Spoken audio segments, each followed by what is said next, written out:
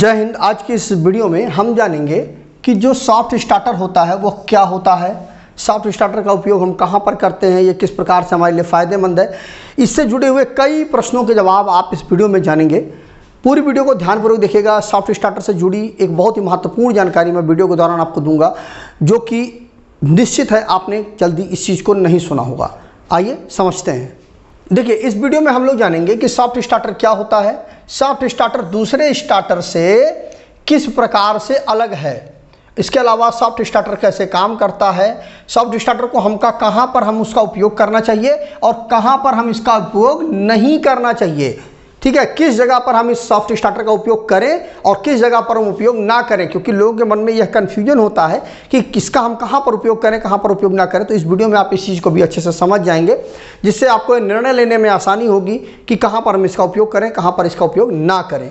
तो देखिए, जो सॉफ्ट स्टार्टर होता है या किसी मोटर को जो वोल्टेज दिया जाता है उसे यह कंट्रोल करता है। जो सॉफ्ट स्टार्टर होता है वोल्टेज को वो कंट्रोल कर लेता है। जैसे कि मोटर, जब आपने जैसे सीलिंग फैन है ना, तो सीलिंग फैन में आप क्या करते हैं, जब आप रेगुलेटर लगाते हैं तो रेगुलेटर क्या करता है, उसके वोल्टेज को कंट्रोल करता है पंखे के। उससे क्या होता है, पंखे की जो स्पीड है वो कम ज़्यादा हो जाती है। 4 नंबर पे चला लेते हैं हम, 3 नंबर पे, 2 नंबर पे, 1 नंबर पे चला लेते हैं, तो क्या होता है, पंखे की जो स्पीड है वो कम हो जाती है। उसमें क्या होता है, हम वोल्टेज को कंट्रोल करते हैं। बस वही चीज़ यहाँ पर भी होती है कि जो सॉफ्ट स्टार्टर होता है या वोल्टेज को जो है वह कंट्रोल करता है, जिससे हम उसकी स्पीड को, मोटर की स्पीड को हम कंट्रोल कर लेते हैं। यह जो सॉफ्ट स्टार्टर होता है यह एक इलेक्ट्रॉनिक स्टार्टर है। इसके अंदर कई चीज़ें, इलेक्ट्रॉनिक उपकरण उपयोग किए जाते हैं, इसीलिए यह एक इलेक्ट्रॉनिक स्टार्टर है। इसमें क्या होता है कि मोटर को स्मूथ तरीके से हम चालू कर सकते हैं और बंद कर सकते हैं।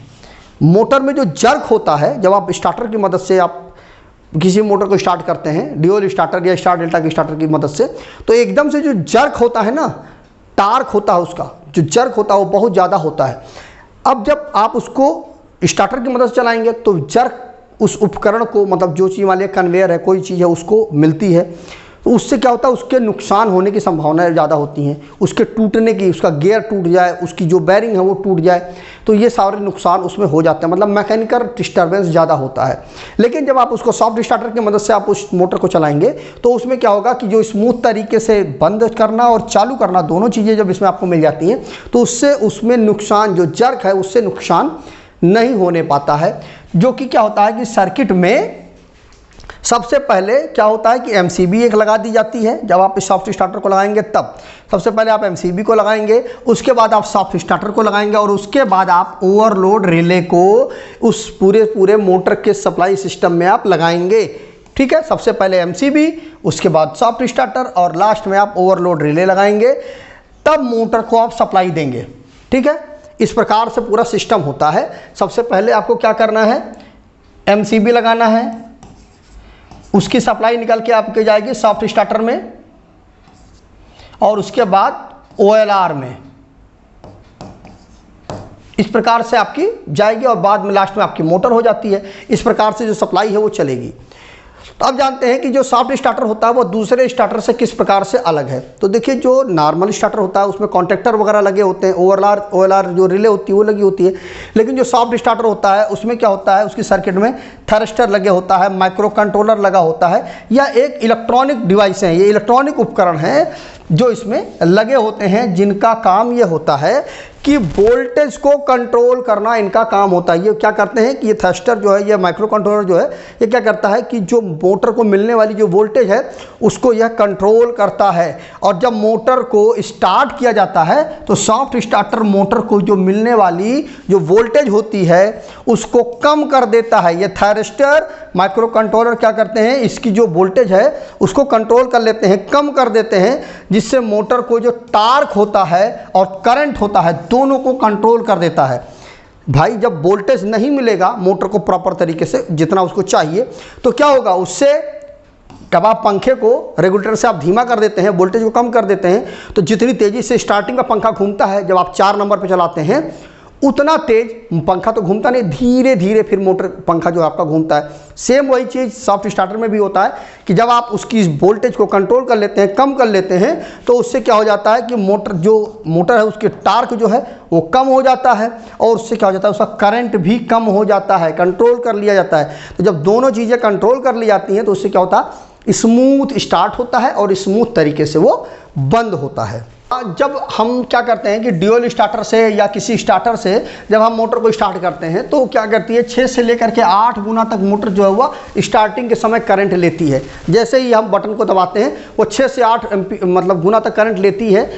तो वह जो 6 से 8 गुना तक करंट होता है वो बहुत ज़्यादा होता है, कुछ समय के लिए ही होता है लेकिन वो बहुत ज़्यादा करंट होता है। तो वहाँ पर क्या है, जब 6 से 8 गुना तक जो करंट होता है वह क्या करता है कि उसी से क्या होता है कि मोटर को बहुत ज़्यादा उसका इंसुलेशन भी डैमेज होता है, इसके अलावा जो टार्क होता है वो बढ़ जाता है।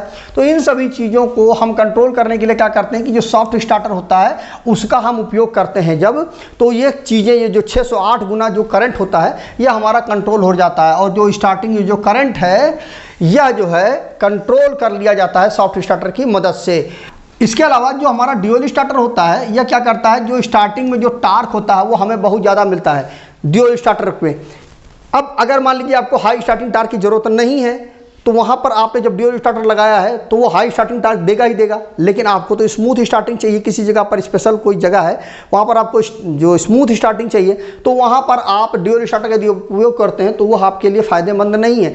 तो यह क्योंकि जब आप ड्यूल स्टार्टर से मोटर को चलाएंगे तो वो हाई स्टार्टिंग जो टार्क है वो आपको मिलेगा, जो क्या करेगा कि पूरे सिस्टम को आपके नुकसान करेगा। वहाँ पर आपको स्मूथ स्टार्टिंग चाहिए लेकिन आपको मिल रही है हाई स्टार्टिंग टार्क वहाँ पे मिल रहा है, तो पूरा जो सिस्टम है आपका मैकेनिकल सिस्टम है उसको डैमेज करेगा। लेकिन वहीं पर जब आप मोटर को आप सॉफ्ट स्टार्टर से यदि आप जब आप मोटर को चलाते हैं तो वहाँ पर क्या होता है कि जो टार्क होता है उसको आप कंट्रोल कर लेते हैं, क्योंकि जब वोल्टेज कंट्रोल होगा तो उससे जो टार्क है वो कंट्रोल हो जाएगा, और जब टार्क जो है आपका कंट्रोल हो जाएगा उससे क्या होगा, जो सिस्टम में जो जर्क है वो नहीं आएगा और क्या होगा, स्मूथ स्टार्टिंग आपको मिल जाएगी।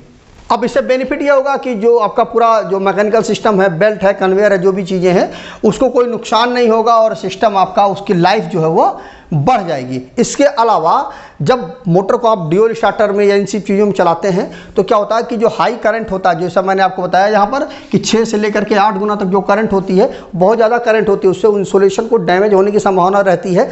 तो यहाँ पर जो हाई करंट होता है यह भी आप रोक लेते हैं, नहीं जा पाता है, जिससे क्या होता है मोटर का जो इंसुलेशन है वो ख़राब नहीं होता है और मोटर की जो लाइफ है वो मेंटेन रहती है, लंबे समय तक मोटर आपका ख़राब नहीं होता है यदि आप सॉफ्ट स्टार्टर की मदद से मोटर को चलाते हैं। तो मैंने VFD ड्राइव के ऊपर भी वीडियो बनाया है।